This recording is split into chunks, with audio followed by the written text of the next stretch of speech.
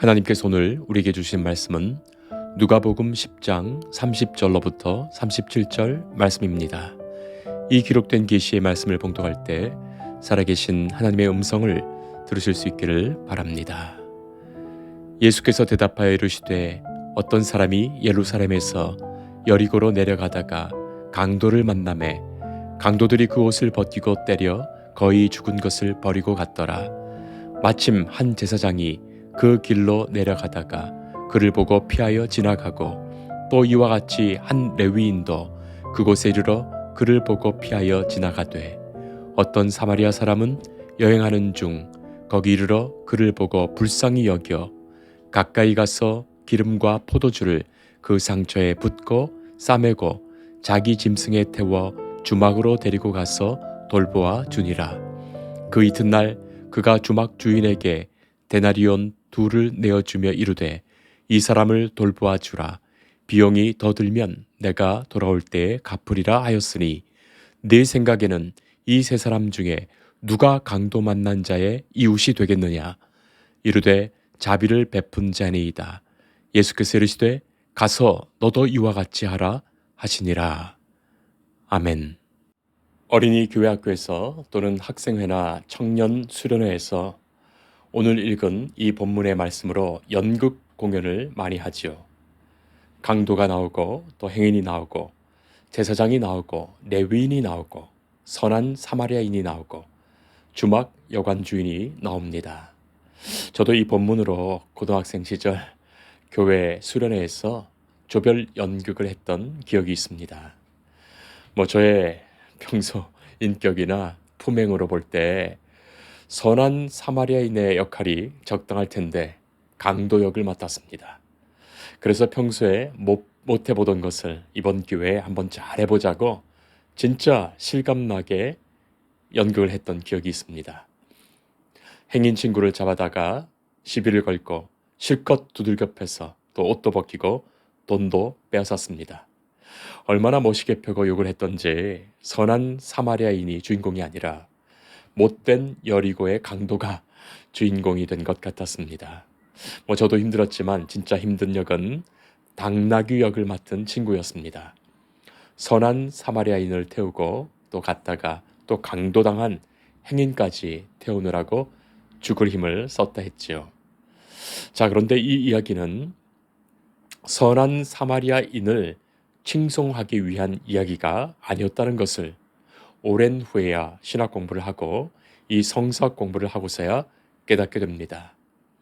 단순히 이 선한 사마리아인처럼 살아라 그런 말이 아니기 때문입니다.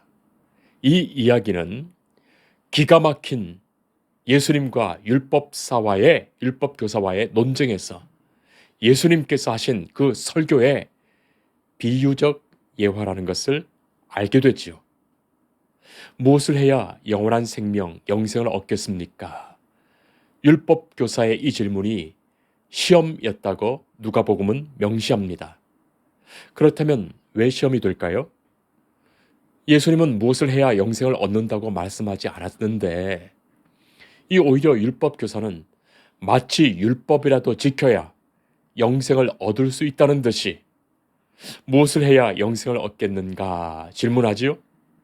그래서 예수님은 이 율법을 공부하는 율법교사에게 그래, 그 율법에는 무엇이라고 했느냐 반문하십니다.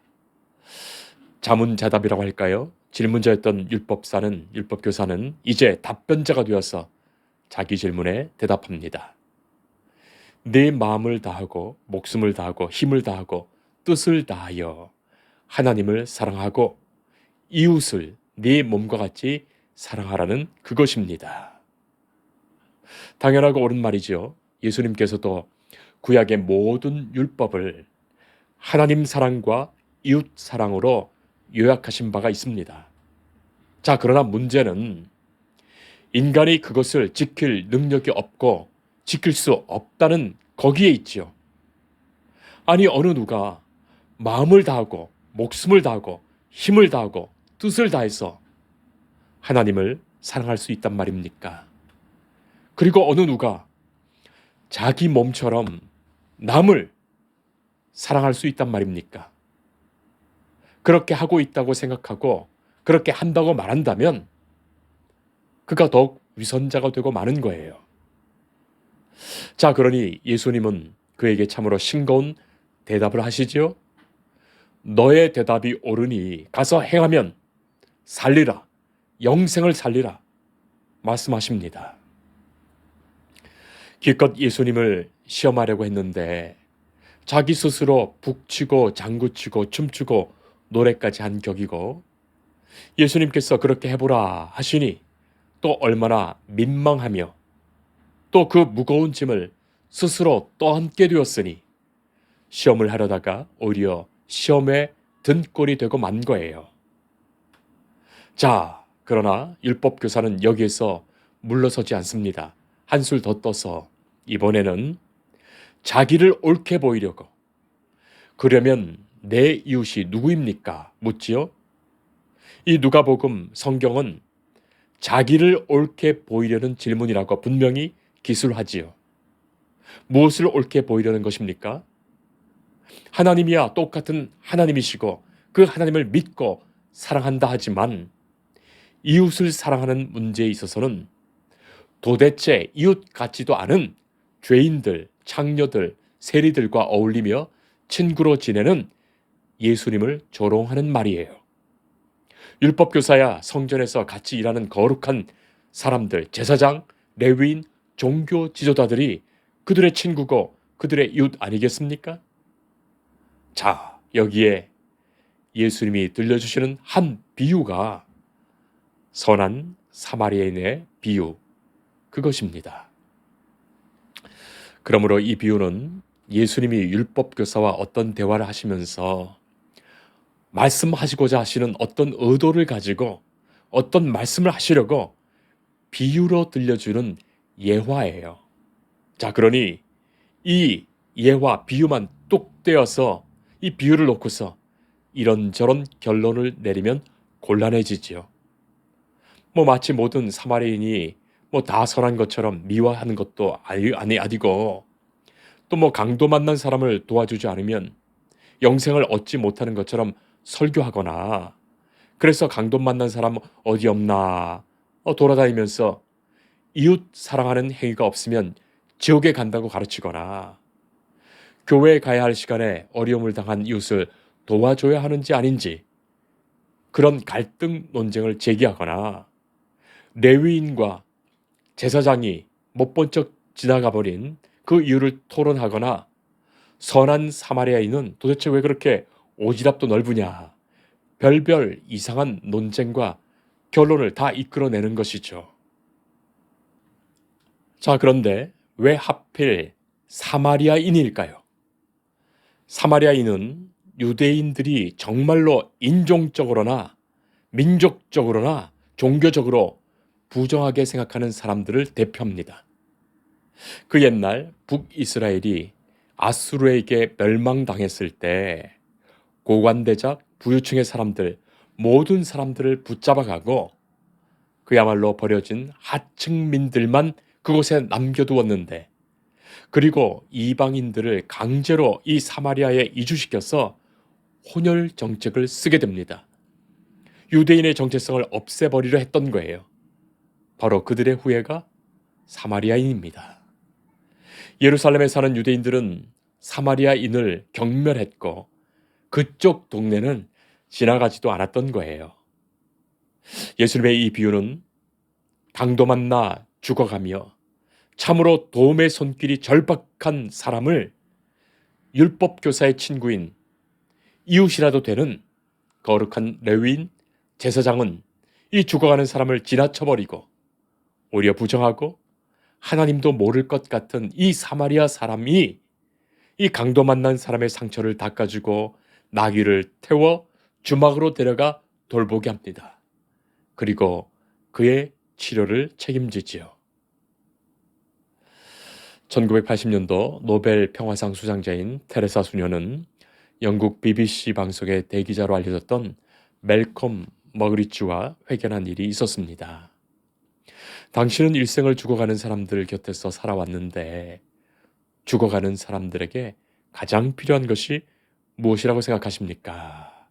그 기자의 질문에 대답하기를 무엇보다 그들 자신이 버려져 있지 않다는 사실을 자각하도록 해주는 것, 진심으로 그들을 사랑하고 보살펴주는 이웃이 있다는 것을 살아있는 동안 단 몇 시간만이라도 느끼도록 해주는 것이지요. 대답했습니다. 그리고 덧붙였습니다. 그들도 웃으며 죽을 수 있는, 하나님의 사랑을 받으며 죽을 수 있는 권리가 있습니다. 여리고 도상에 강도 만난 사람에게 이 죽어가는 순간에도 자기를 이해하고 사랑하고 보살펴주는 이웃이 있다는 사실을 느끼게 해준 이가 바로 사마리아 사람이었습니다. 자, 그런 비유의 말씀을 전하신 후에 예수님이 율법교사에게 묻지요. 네 생각에는 이 세 사람 중에 누가 강도 만난 자의 이웃이 되겠느냐? 성도 여러분, 이 질문이 어떻게 들리십니까? 율법사는 누가 나의 이웃입니까? 하고 물었는데 예수님은 누가 그의 이웃인가? 라는 말로 바꾸어 주십니다. 성도 여러분, 우리는 나의 이웃이라고 생각하면서 내 이웃을 돌보려 합니다. 내 이웃이란 구분과 경계는 철저히 나와 관계된 거예요. 내가 기준이 되어서 내게 유익하고 내게 이익이 되고 내게 친분이 있고 나의 신분과 어울려야 내 이웃이죠. 그러나 예수님이 말씀하시는 그의 이웃이 되는 것은 완전히 다른 것입니다. 예수님이 말씀하시는 사랑은 그야말로 그가 느끼는 사랑이지요. 내가 베푼 사랑이 아니라 그가 느끼며 알게 되는 사랑입니다. 주어가 바뀐 거예요. 성도 여러분, 주어가 바뀐다는 것을 다시 생각해 봅니다. 먼저는 내가 하나님을 사랑하는 문제는 내 입장이 아닌 하나님의 입장에서 정말로 하나님이 기뻐하시며 하나님이 원하시는 그 사랑으로 우리가 하나님을 사랑하고 있는가? 하나님이 우리를 보시면서 마음과 뜻과 힘과 목숨을 다하여 나를 사랑하고 있구나 하실 그 사랑으로 하나님을 사랑하고 있는가 생각하게 되지요. 또한 이웃의 입장에서 그리고 정말로 이웃이 너는 나를 너 자신처럼 사랑하는구나 그렇게 느끼고 있는 것입니까? 우리는 이 문제에 있어서 정직해야 합니다. 사랑이 그런 것입니다. 내가 베풀어 놓고서 사랑이라고 말하는 것이 사랑이 아니라 상대방이 그가 자연스럽게 내가 베푼 것이 사랑이라고 느끼며 고백하는 그것 말이죠. 100번을 사랑한다, 사랑한다 말해봐야 그가 그렇게 느끼지 않는다면 과연 그것이 사랑이겠습니까? 예수님은 우리에게 진정한 사랑이 무엇인지를 가르쳐 주십니다. 예수님이 베푸신 그 사랑은 우리로 예수님이 참으로 나를 사랑하신다는 것을 절절히 느끼게 하는 그런 사랑이에요. 하나님이 나를 사랑하시어 독생자들을 보내셨음을 너무나도 소중히 깨닫게 하십니다. 그리고 당신이 사랑하시는 이들을 하나님의 백성, 하나님의 자녀들을 끝까지 사랑하시는 하나님을 보게 되죠. 누구든지 어느 누구라도 죽게 나온다면 하나님은 어떤 편견도 없으시며 아버지께서 주신 양으로 알고 기꺼이 그들을 위해 주님은 목숨을 내어주시기까지 사랑하셨어요. 스스로는 구원받을 수 없고 스스로는 용서받을 수 없고 스스로는 깨끗해질 수 없고 스스로는 사랑할 수 없는 우리를 위하여 주님께서 우리를 씻으시며 용서하시며 구원하시며 주께서 우리를 사랑하심으로 우리도 주께 받은 그 사랑으로 서로를 사랑하도록 우리를 사랑하십니다. 예수님은 이 비유의 이야기로 사마리아인에 대한 이 오래된 유대적 컴플렉스를 그 장벽과 편견을 깨뜨려 버리도록 율법 교사의 입에서 그를 이웃이라고 말하게 합니다. 그리고 이 비유는 또 다른 중대한 상징을 갖죠. 앞으로 전개될 예수님, 예수 그리스도의 운명을 전조하는 이야기가 됩니다. 마치 강도에게 도륙당한 듯 예루살렘으로부터 내려오는 그 길에 그 옷을 벗기고 때려 맞아 죽게 되는 예수님의 그 운명을 예견한 듯 말이죠. 제사장과 레위인 율법사들이 그 신성한 율법의 가르침을 따르고 지킨다고 하면서도 하나님이 보내신 그리스도를 알아보지 못하고 영접하지 못하며 오히려 죽이는 일에 동조하고 모르는 척 죽게 내버려 두는 그 비참한 현실에서 사마리아인과 같이 율법적으로 종교적으로 죄인으로 버려진 그들이 예수님을 영접하고 복음을 받아들임으로써 그들이 예수님의 이웃되었고 예수님은 그들을 친구로 여기시며 그들을 위해 자기 목숨을 십자가에 내어주신 것, 그것 말입니다. 이런 이야기가 있습니다. 어느 추운 겨울에 한 여인이 포도를 구하기 위해서 여러 곳을 돌아다녔어요. 중병에 걸린 외아들이 포도를 간절히 원했기 때문입니다. 여인은 궁궐의 담벼락에 참으로 탐스런 포도가 주렁주렁 열린 것을 보고 그 관리인에게 사정하지요. 100달러에 포도를 좀 파십시오. 관리인은 고개를 저었습니다. 여인은 다시 200달러를 제시했습니다. 관리인은 화를 벌컥 내면서 여인을 궁궐 밖으로 내쫓았습니다. 자, 공주가 이 광경을 보고 있다가 슬피 울고 있는 이 여인을 불렀습니다. 여인이여, 당신은 지금 큰 실수를 했습니다. 이 포도의 주인은 이 나라의 왕이십니다.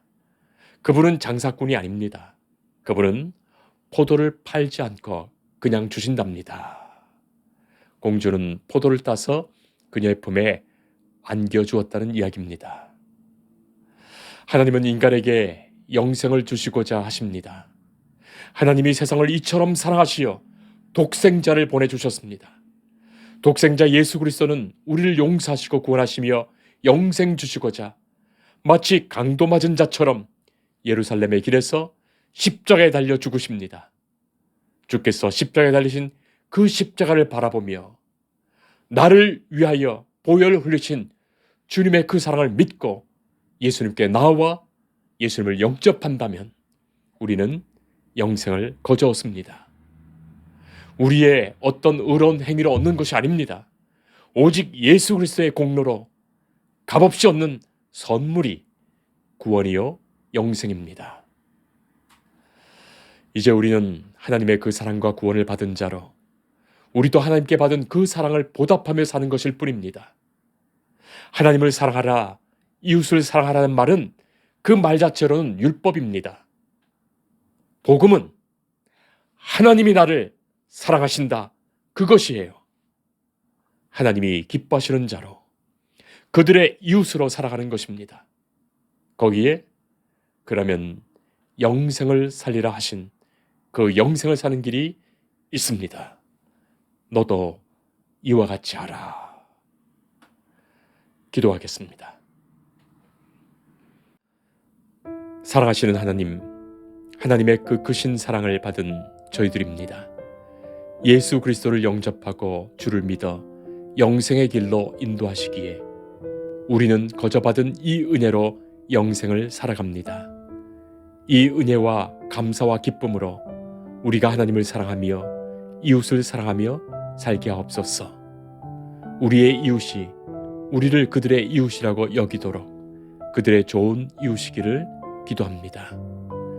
주께서 우리가 주님의 기뻐하시는 자녀로 여기심을 우리가 믿기에 이 소중한 사랑의 역사를 우리의 삶에 이루게 하옵소서. 예수님 이름으로 기도합니다. 아멘.